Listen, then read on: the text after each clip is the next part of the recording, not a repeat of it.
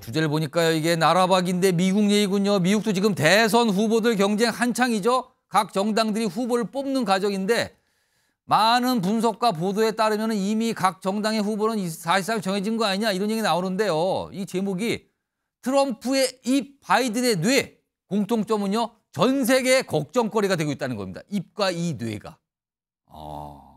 자 우선 화면 좀 보겠습니다. 화면을 보면 두 인물이 등장을 해요. 지금 차기 미국 대통령 둘 중에 한 명이 될 것이라는 얘기가 참 많은데 보시면 바이든 대통령은 기억력 논란, 약간 지금 이게 제대로 사고하는 거 맞습니까라는 의심을 사고 있고요.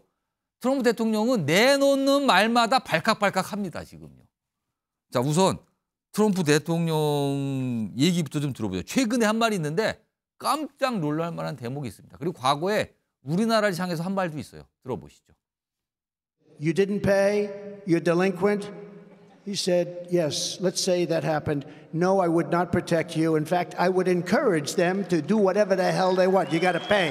You got to pay your bill. We're defending nations that are very wealthy. South Korea is a very wealthy nation. They make our television sets, they make ships, they make everything. 2020년 발언인데 참 그때도 저런 얘기 한 게 기억이 나네요. 근데 지금 최근에요. 나토.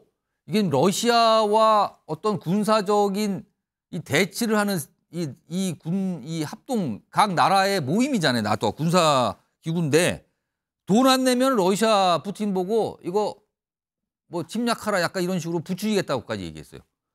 박찬일 교수님, 이거 엄청나게 위험한 소리 아닙니까? 지금 이거요? 그렇죠. 엄청나게 위험하고 또 누구도 하지 못할 얘기를 가장 쉽게 얘기하는 사람이 트럼프 아니냐. 지금 나토에서 발칵했어요. 지금 그렇죠. 이 얘기 때문에 지금. 그러니까 트럼프의 화법을 보면 사실은 돈 안 내면이 굉장히 방점이 찍히거든요. 돈 안 내면. 그렇죠. 돈 내면 다 해주겠다는 거예요. 하던 대로 하는데 돈 안 내면 무슨 짓이든 나는 한다라는 거예요. 아니 돈을 받아내는 것도 이 수단에 어떤 정도가 있는 거잖아요. 근데 뭐 소위 말하면은 뭐 미국 우선주의. 미국 국민들에게 돈의 부담을 지우면서까지 하지 않겠다라는 얘기잖아요. 아니 그럼 이 얘기를 들어보면 그럼 돈을 내면 러시아도 친구가 될 수 있다 이 소리입니까? 거의 지금? 뭐 극단적 포퓰리즘이다. 이거는 정말 누구도 상상할 수 없는 정말 상식의 범위를 벗어난 포퓰리즘의 끝판왕을 보여주고 있다. 나 이렇게 우리 국민들 돈 아껴주고 그다음에 받을 거 받는 사람이다. 국익을 위해서라면 나는 외교도 포기할 수 있다. 이게 지난 1차 때 대통령 될 때 그때 한 얘기예요. 한 얘기인데 지금 변한 게 하나도 없어요. 그리고 또 지지를 받고 있어요. 지금. 그렇죠. 똑같은 얘기 하는데 문제는 이게 지지를 꽤 높게 받고 있다는 거예요. 그럼 만약에 트럼프 전 대통령이 다시 대통령이 된다면 또 할 거 아닙니까? 우리도 지난번에 뭐 주한미군 분담금 이거 인상 압박을 엄청나게 받았었거든요. 그래서 뭐 100% 인상인가 저 기억이 그 정도 됐던 것 같은데 뭐 이번에는 압박이 더 세질 겁니다. 왜냐하면 지금 미국의 금리가 굉장히 높잖아요. 미국 경제가 생각만큼 잘 안 돌아가고 있습니다. 그렇기 때문에 이 어려운 국민들의 어려운 문제를 어떻게 풀 것인가. 내부적으로 경제가 잘 돌아가면 좋은데 안 되면 외부에서 나가는 돈을 줄이든지 받을 돈을 많이 받든지 해야 되는 거거든요. 좀 그런 측면에서 트럼프의 이 극단적 포퓰리즘이 그 현실화될 가능성이 굉장히 높기 때문에 지금부터 좀 대응을 미리 준비할 필요가 있는 거죠. 네, 박성주 님, 제가 한 1분 드릴게요. 시간이 얼마 안 남는데 한 1분 정도 말씀하시죠. 간단하게 좀 말씀드리면 이제 미국이라고 하는 나라가 사실은 이제 2차 세계대전 이후에 냉전 국가 체제에서는 이제 소련 정책에 있어서 나토가 가장 중요하지 않았습니까? 그러면서 이제 우리나라 이제 아시아 정책에서는 주한미군, 주일미군이 매우 중요했는데 이러한 역할에 있어서의 미국이 세계 경찰 국가로서 모든 걸 역할을 해왔는데 지금 미국의 경기라든가 미국의 쇠퇴라고 하는 것이 반증하고 있잖아요. 실제 어려운 거예요. 나토를 유지하기도 어렵고 우리나라에 있어서 주한미군, 방위비움 분담에 대한 것도 우리나라가 다 내라는 거 아니겠습니까? 지금 이러한 정책들로 지금 바뀌고 있는 상황이고 트럼프가 과거에 그런 얘기를 했잖아요. 특히 이제 우리나라 같은 경우는 전 세계 정책에 있어서 최대의 압박과 관여 정책을 했단 말이에요. 트럼프 정부에서도. 압박을 하면서도 관여하는데 실질적으로 뭐냐.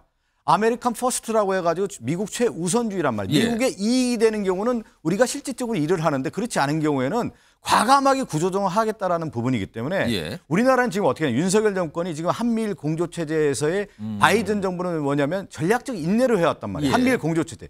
이게 만약에 2024년 11월에 트럼프 대통령이 됐을 경우에는 어떻게 되냐면 미국의 대외 정책이 다 바뀌는 거란 말이에요. 그럼 윤석열 정권이 입지라고 하는 것이 아주 축소될 수밖에 없는 거예요. 하나하나 모든 걸 다시 이제 트럼프화 해야 되는 거기 때문에 지금 면밀하게 윤석열 정부의 대외 정책, 특히 대미 정책과 관련된 부분에 대해서 점검을 하고 준비를 해야 되는 거예요.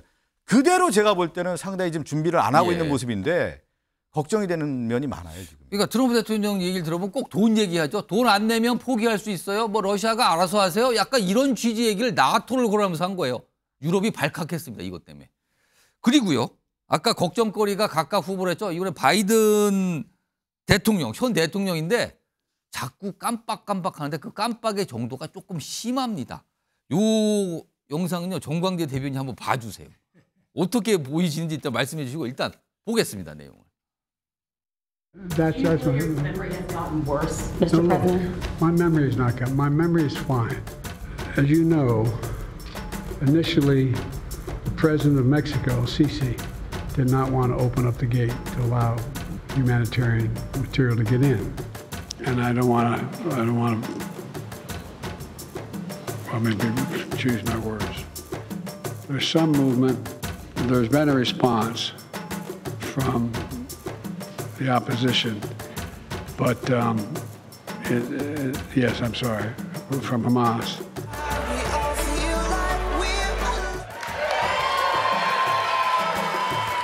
I just approved of $3 billion for the nation's first high-speed rail line.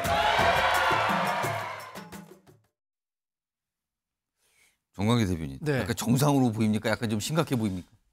제가 뭐 원격 의료도 지금 잘 허용이 되지 않은 상태에서 예. 또 의학적 지식도 없기 때문에 굉장히 중요한 건데 네. 약간 틀리거나 뭐 잘못 얘기하거나 자꾸 그래요. 그런 경우가 굉장히 많죠. 그래서 지금 미국 내에서도 바이든 대통령의 건강 상태, 특히 이 정상적인 사고가 가능한 것이냐에 대한 많은 의문을 제기하고 있고 예. 그게 최근에 또 이 신냉전기와 맞물리면서 어떤 중요한 의사결정에 오류를 발생하는 건 아닌가 하는 그 걱정도 계속 커지고 있는 것 같습니다. 예.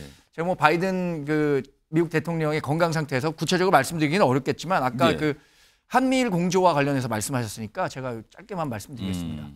윤석열 정부가 그 집권한 이후에 예. 가장 먼저 한 게 한미일 공조입니다. 러시아의 우크라이나 침공 뭐 이런 것들을 경험하면서 세계 질서가 급변하고 있잖아요. 예, 이 한미일 동맹이 얼마나 중요한 가치인가에 대해서 지난 정권에서 좀 등한히했던 것을 우리가 완전히 복원하는 데 주력한 지난 2년이었다고 생각이 들고요. 예.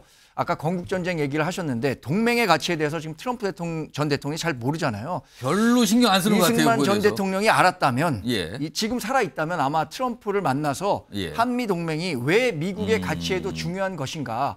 그리고 또 우리가 뭐 무임승차하고 있다고 트럼프 전 대통령은 계속 얘기하고 있지만 우리는 우리에 걸맞는 한미 그 상호 방위 조약에 의해서 예. 비용을 부담하고 있는 겁니다. 그런 부분에 대해서도 우리가 적극적으로 미국 대통령뿐만 아니라 미국 의회에 대해서 예. 적극적으로 설득하려는 노력이 필요하다고 봅니다. 지금 한 후보는 자꾸 이상한 소리를 하고요. 한 후보는 자꾸 깜빡깜빡하고 있어요. 전 세계가 누가 되든 이거 걱정 아니냐. 지금 이렇게 미국을 바라보고 있는 상황입니다. 정말 보니까 걱정이네요. 지금 누가 당선이 되든요.